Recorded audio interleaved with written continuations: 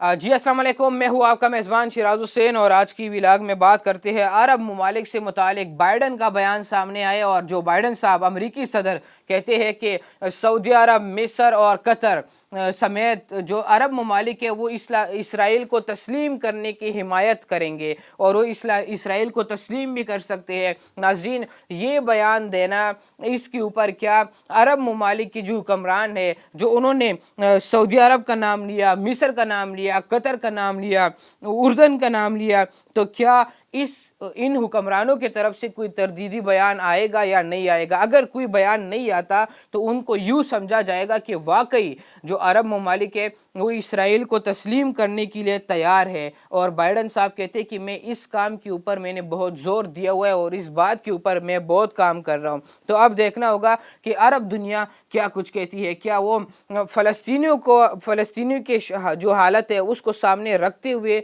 वो कोई तरदीदी बयान जारी करेंगे या नहीं? मुझे नहीं लगता कि वो इस तरह का कोई बयान जारी करेंगे। अगर बयान जारी नहीं किया जाता तो उनको समझा जाएगा कि वाकई भाई आप लोगों के अंदर कोई मसला है, जिसकी वजह से आप जो है वो तरदीदी बयान जारी नहीं करते। नाज़रीन, ब्लूमबर्ग की रिपोर्ट में ये है कि बाइडन इंतज़ामिया को जो मुस्लिम दुनिया है और जो अरब अमरीकी है उनके तरफ से बहुत ज़्यादा दबाव है बाइडन के ऊपर कि आप इसराइल से जंगबंदी करवाए, फ़लस्तीन के ऊपर जो जुल्म किया जा रहा है, जो गज़ा के साथ किया जा रहा है, तो उनको बंद किया जाए। तो अब देखना होगा कि ये किस तरफ ये मामला जाते हैं। और शाहीन शाह अफरीदी और बाबर आज़म के हवाले से अगर हम बात करें तो बाबर आज़म और शाहीन शाह अफरीदी जो है उनसे आज मोहसिन नकवी की मुलाकात भी मुतवक्की है। काकुल का दौरा करेंगे नकवी साहब, तो उसमें क्या कुछ होगा। और दूसरी जानिब जो बाबर आज़म है उनको अगर आप देखें तो 3 दफ़ा T20 वर्ल्ड कप में क़यादत करने वाले वो पहले पाकिस्तानी खिलाड़ी बन जाएंगे। अभी जो T20 वर्ल्ड कप में क़यादत करने जा रहे हैं तो बाबर आज़म साहब पहले कप्तान होंगे जो 3 दफ़ा T20 वर्ल्ड कप में पाकिस्तान की क़यादत करेंगे। नाज़रीन, बाबर आज़म और शाहीन शाह अफरीदी जो है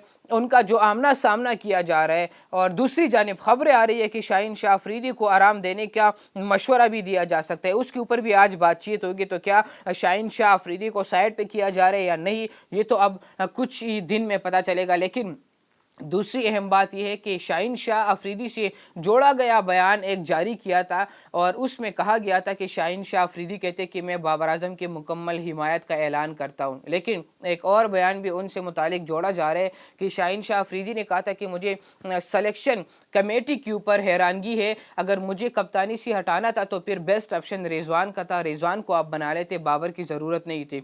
तो अब क्या होगा, आमिर और इमाद वसीम भी टीम का हिस्सा बनेंगे या नहीं, तो ये देखना होगा। और अब मामला क्या है, शाहीन शाह अफरीदी की तरफ से एक बयान आने वाला था और उसने इस बयान का तरदीद करना था कि भाई इस तरह का कोई बयान मैंने दिया ही नहीं, लेकिन उनको पीसीबी ने मना किया और रोक दिया कि आप कोई बयान जारी नहीं करेंगे।